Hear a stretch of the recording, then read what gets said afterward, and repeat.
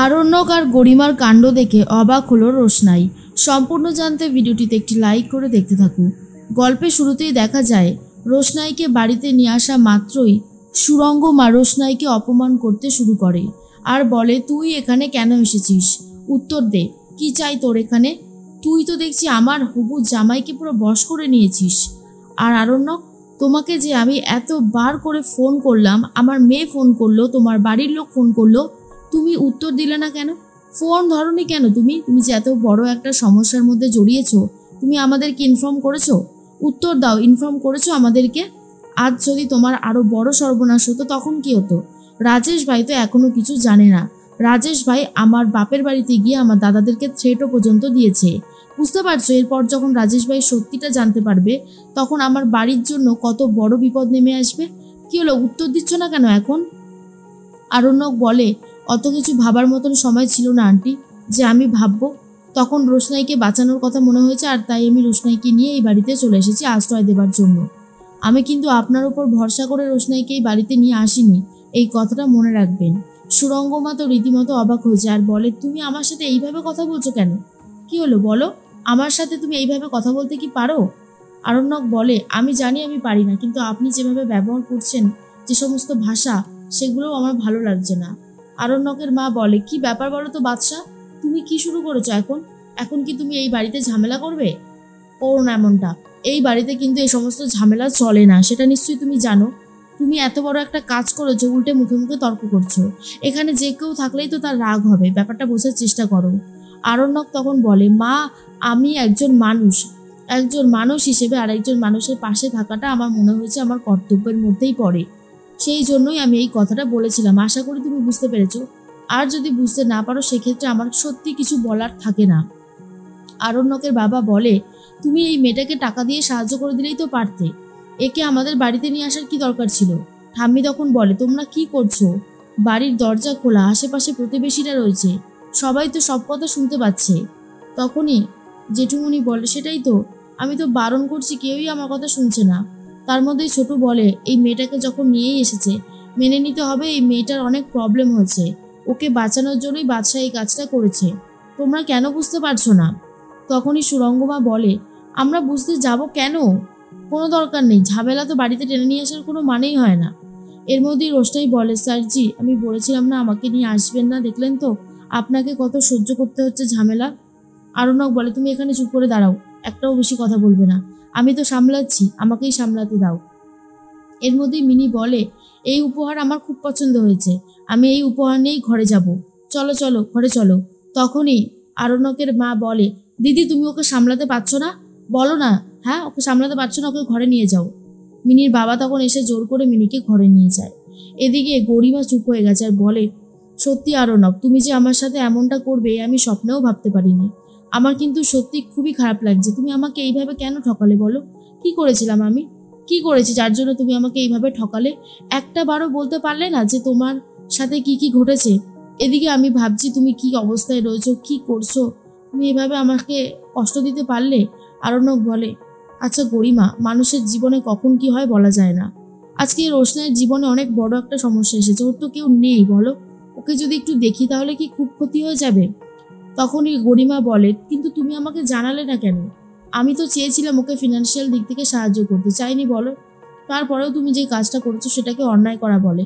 আর রোশনাই, রাজেশ ভাইকে বিয়ে করে তো সুখে শান্তিতে সংসার করতে পারতে। দেখো তোমার ভাগ্য এমন, তোমাকে মেনে নিতে হবে। আর কি তুমি কিছু করতে পারবে? পারবে না তো, তাহলে কি করতে বলো? এর মধ্যেই ঠাম্মি বলে, হয়েছে হয়েছে, এসব ঝামেলা বাদ দাও। বড় বৌমা, তুমি যাও তো, ওকে নিয়ে ঘরে যাও, আমি আর পারছি না এত কিছু সহ্য করতে।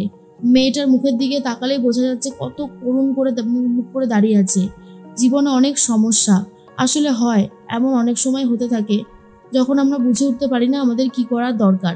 ওকে ঘরে নিয়ে যাও আর কিছু খেতে দাও। এরপর সুরঙ্গমা বলে, কি বলছেন কি, আমি তো কিছু বুঝতে পারছি না, ওকে শেষ পর্যন্ত আপনারা ঘরে নিতে চাইছেন? আরণ্যক বলে, কেন নেবে না? কেন নেবে না? আমি তো ওকে নিয়ে এসেছি এই বাড়িতে কয়েকটা দিন আশ্রয় দেবো, তারপর ওর ব্যবস্থা করব। আপনি কেন বুঝতে পারছেন না আন্টি? তখনই বাদশার বাবা বলে, অনেকক্ষণ ধরে আমি কথা শুনে যাচ্ছি, বাদশা, এসব কি ছেলে মানুষই, তুমি এই মেয়েটাকে বাড়িতে ঢোকাবে না। তখনই বাদশা বলে, ঢুকে গেছে অলরেডি, আর ওর আশেপাশে আমি কোনো খারাপ মানুষদের থাকতে দেব না। যারা কিনা ওর ক্ষতি করতে চায়। রাজেশ ভাই যে অন্যায় করেছে সেই অন্যায়ের শাস্তিও পেয়েছে রাজেশ ভাই। আমি রোশনাইকে নিয়ে এসেছি, রোশনাইকে আশ্রয় দেব, রোশনাইয়ের জীবনটাকে প্রতিষ্ঠিত করে দেবো বলে, ব্যাস এটুকুই। গরিমা, তুমি তো আমাকে চেনো, আমি কি তোমাকে কখনো ঠকাতে পারি? তোমার কি সেটা মনে হয়? গরিমা বলে, ঠকানোর প্রশ্ন আসছে না আরণ্যক, আমি শুধু এটাই বলতে চাইছি প্রথম থেকেই যদি ডাউটটা ক্লিয়ার করে দিতে তাহলে এই দিনটা দেখতে হতো না। এরপরে ঘরে চলে যায় রোশনাই, সেখানে চলে গেছে বাদশার মা, আর বলে, এই শোনো, তুমি এই বাড়িতে আসার পর থেকে আমার ছেলে আর ভাবি বৌমার মধ্যে ঝামেলা শুরু হয়ে গেছে। তুমি যদি ভেবে থাকো সূর্য হয়ে ঢুকে ভালো হয়ে বেরোবে তাহলে খুব ভুল করছো।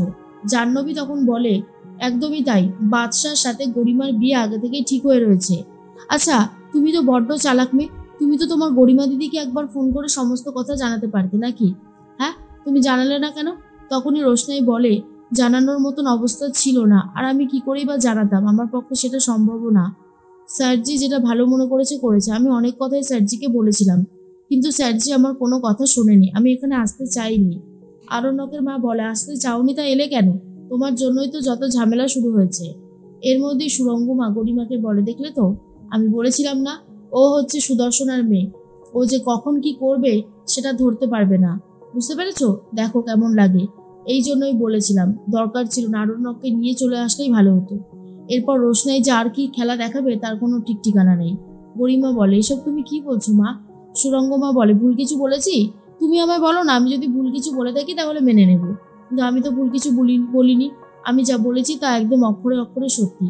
এর মধ্যেই রোশনাই খুব কান্নাকাটি করতে থাকে, তখনই চলে এসেছে মিনি, আর বলে, এই শোনো শোনো, তুমি এত কান্নাকাটি করো না।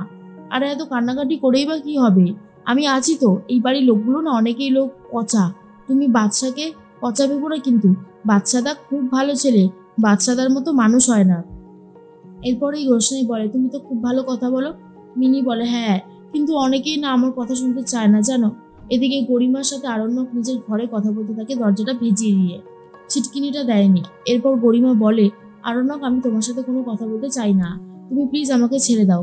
আর তখন আরণ্যক বলে, না গরিমা, আমি তো সবসময় রোশনাইকে আস্তে আস্তে এটা বলছিলাম যে যাই হয়ে যাক না কেন, তোমার গরিমা দিদি কখনো আমাকে ভুল বুঝতে পারে না।